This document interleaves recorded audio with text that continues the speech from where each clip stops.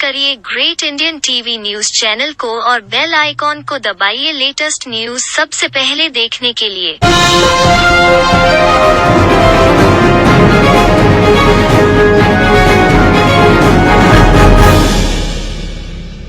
अस्सलाम वालेकुम, आदाबर्स। मैं हाजिर हूँ ग्रेट इंडिया टीवी न्यूज़ पर डॉक्टर अब्दुल्ला फैसल। हालात हाजरा पर कुछ बातें। अल्लामा इकबाल सोहेल ने कहा था कि हम नशीमन पे भी रोएं तो ख़ता होती है, हम नशीमन पे भी रोएं तो ख़ता होती है, फूंक डालें वो चमन भी तो हुनर होता है। आज मुल्क की सूरत हाल इस कदर ख़राब है कि जिधर जाइए जिधर देखिए आग ही आग, धुआं ही धुआं दिख रहा है। मरकज़ी हुकूमत 5 साल पहले टर्म में और 2-2.5 साल दूसरे टर्म में मुकम्मल कर चुकी है, लेकिन जो इसने इंतखाबी वादे किए थे एक भी वादा इन्होंने पूरा नहीं किया है। जबकि वादा इनका था कि कई लाख लोगों को सरकारी नौकरियां दी जाएंगी, नौजवानों को भर्ती किया जाएगा पुलिस में, फ़ौज में और दीगर डिपार्टमेंट में। लेकिन क्या सूझी सेंट्रल गवर्नमेंट को कि अचानक अग्निपथ का एक स्कीम लेकर के आई ये हुकूमत और फ़ौज में दाखिल करने के लिए नौजवानों को ऐलान किया। ऐलान होते ही नौजवानों के अंदर गम और गुस्सा पैदा हुआ और पूरे मुल्क में आग लगाना, तोड़ फोड़ करना और जगह जगह जो है तोड़ फोड़ करके सरकारी अमला का नुकसान पहुंचाना, ये सब काम शुरू कर दिया। सबसे ज़्यादा मुतासिर और प्रभावित रियासत स्टेट बिहार का स्टेट रहा है, बिहार की रियासत रही है, जहां एक अंदाजे के मुताबिक, आदाद शुमार के मुताबिक 200 ट्रेनों को फूंक डाला गया, 200 ट्रेनों में आग लगा दी गई। और आग ही नहीं लगाई गई बल्कि स्टेशन पर चढ़ करके स्टेशन के जो है पंखों को, स्टेशन के फर्नीचर को, स्टेशन को भी आग लगाई गई, स्टेशन को नुकसान पहुंचाया गया। और बहुत सारी जगहों से इत्तलात ऐसी मिली हैं, ऐसी रिपोर्ट मिली हैं कि बसों से निकाल करके यात्रियों को और बसों में आग लगा दी गई। आग लगाने वाले कौन थे ये सबको मालूम है, सबके चेहरे दिख रहे हैं। उन्होंने बाकायदा आग ही नहीं लगाई, उन्होंने तोड़ फोड़ सिर्फ नहीं किया बल्कि सोशल मीडिया पर उसको डाला भी, कितनी दबंगई के साथ उसको डाल करके दिखाया। लेकिन हुकूमत बेबस नज़र आई। वो हुकूमत जो किसी एहतजाज में, किसी मुजाहरे में इनकी पुलिस वालों की बंदूकें चलती हैं, लाठी चार्ज करते हैं और न जाने कितने कितनी जो है मासूम बेगुनाह को गिरफ्तार करके जेल की सलाखों में डाल देते हैं। लेकिन जब सबको मालूम है, पूरी दुनिया ने देखा कि जो नौजवान ट्रेनों को जला रहे हैं, बसों में आग लगा रहे हैं, सरकारी अमला को नुकसान पहुंचा रहे हैं, उनके चेहरे ढके छुपे नहीं हैं। सबको मालूम है कि एक हुजूम आता था और स्टेशनों में दाखिल होकर के स्टेशन को आग लगा देता था, ट्रेन में दाखिल होकर के ट्रेनों को आग लगा देता था। पूरी तैयारी के साथ वो लोग थे, लेकिन एक शख्स को भी गिरफ्तार नहीं किया गया। ये हुकूमत की दुगली पॉलिसी नहीं तो और क्या है।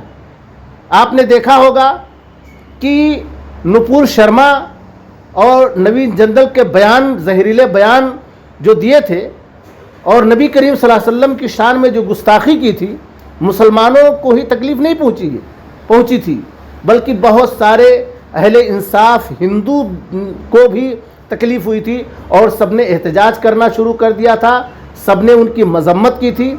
लेकिन एक हफ्ता तक मरकज़ी हुकूमत खामोश थी, एकदम खामोशी तारी थी उन पर। ना कोई वज़ीर आज़म कोई बयान दे रहे हैं, ना कोई मरकज़ी वज़ीर बयान दे रहा है। जब गल्फ़ और अरब मुल्कों ने एक्शन लिया इसके ख़िलाफ़, तब जा कर के नुपुर शर्मा को और नवीन जंदल को पार्टी से मुअत्तल किया गया, पार्टी से निकाला गया, बर्खास्त किया गया। लेकिन जब मुसलमानों ने पुरअमन एहतजाज किया और मस्जिदों से निकल करके पुरअमन एहतजाज किया, नबी करीम सल्लल्लाहु अलैहि वसल्लम की शान में गुस्ताखी करने वालों की गिरफ्तारी का मुतालबा किया, तो इसके नतीजे में पुलिस ने न सिर्फ लाठियाँ चार्ज की बल्कि कई लोगों को मार भी डाला। उनकी बंदूकें तन करके सीने पर लगीं और सीनों पर गोलियां चलाई गई, सीने पर चला करके वो शहीद हो गए। और अभी हाल ही में देखा गया कि एक तरफ मस्जिदें पुरअमन जगह होती हैं, मस्जिदों से निहत्थे लोग, ना कोई हथियार, ना कोई असलहा, ना कोई डंडा, ना कोई लाठी, बेचारे मासूम बेगुनाह लोग नमाज़ पढ़ने जाते हैं और नमाज़ पढ़ के निकलने के बाद एहतजाज किया। अगर उन लोगों ने नबी करीम सल्लल्लाहु अलैहि वसल्लम की शान में गुस्ताखी करने वालों के ख़िलाफ़ अगर गिरफ़्तारी का मुतालबा किया तो उन पर लाठियाँ चार्ज की गईं और गोलियाँ मारी गईं। लेकिन उन लोगों ने जो अरबों खरबों का नुकसान किया, हिंदुस्तान की मुल्क की संपत्ति को खाकिस्तर कर दिया, जला दिया, उन पर लाठियाँ तक चार्ज नहीं की गईं। ये नाइंसाफ़ी और ज़्यादती सबने देखी है।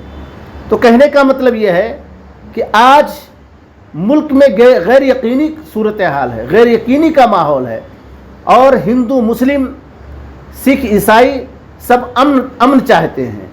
कोई भी कारोबारी आदमी, कोई भी शख्स, कोई भी व्यक्ति ये नहीं चाहता है कि फसाद हो, लड़ाई झगड़ा हो, माहौल ख़राब हो और कशीदा माहौल की बुनियाद पर किसी की नाहक जान चली जाए, किसी की नाहक किस्मत लुटे, किसी का बच्चा जो है कोई बच्चा यतीम हो जाए, कोई औरत बेवा हो जाए, कोई नहीं चाहता है। बल्कि सब चाहते हैं कि अमन हो, अमान कायम हो। और मुसलमानों ने जब भी कोई एहतजाज किया है, जब भी कोई एहतजाज किया है तो पुरअमन किया है। ना सरकारी अमलाक को नुकसान पहुंचाया है, ना लाठी डंडा चलाया है। लेकिन जहाँ जहाँ भी तारीख़ उठा करके देख लीजिए, जहाँ भी एहतजाज मुजाहरे हुए हैं, तमाम शोबों की तरफ से हुए हैं एहतजाज, तो तारीख़ में दर्ज है, तारीख़ के पन्नों में सबूत मिलता है तारीख़ के पन्नों से कि वहाँ एजिटेशन हुआ है, वहाँ जो है सरकारी अमलाक को नुकसान पहुँचाया गया है, वहाँ कई लोगों की जानी और माली नुकसानात भी हुए हैं।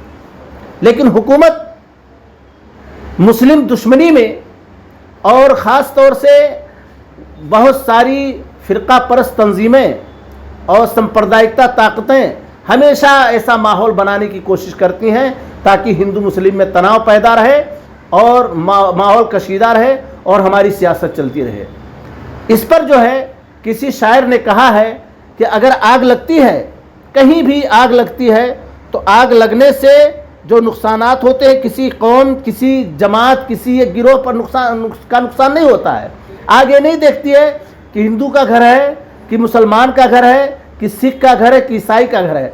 आग जब लगती है तो किसी का भी घर सामने आए तो उसके जद में सब घर आ जाते हैं, सब मकान और दुकान सब आ जाते हैं। सब मकान और दुकान को नजर आतिश कर दिया जाता है, सब जलाए जाते हैं। किसी शायर ने कहा है, लगेगी आग तो आएंगे घर कई जद में, लगेगी आग तो आएंगे घर कई जद में, यहाँ पे सिर्फ हमारा मकान थोड़ी है। ये सोचना चाहिए। सांप्रदायिकता फैलाने वालों, दहशतगर्दी का हवा देने वालों, दहशतगर्द का कोई मजहब नहीं होता है। अगर कोई मुल्क के ख़िलाफ़ काम करता है, मुल्क के अमलाक को नुकसान पहुंचाता है और तो वो दहशत फैलाता है। असल दहशतगर्द वो हैं, असल आतंकवादी वो हैं जो कानून और आइन दस्तूर की धज्जियाँ उड़ाते हैं, जो मुल्क के माहौल, पुरअमन माहौल को ख़राब करते हैं, जो हिंदू मुस्लिम में लड़ाने की बात करते हैं, वो दहशत फैलाते हैं। उनको गिरफ्तार करना चाहिए, उनको जेल की सलाखों में डालना चाहिए। मैं इन्हीं बातों को कहकर ख़त्म करता हूँ। खुदा हाफिज़।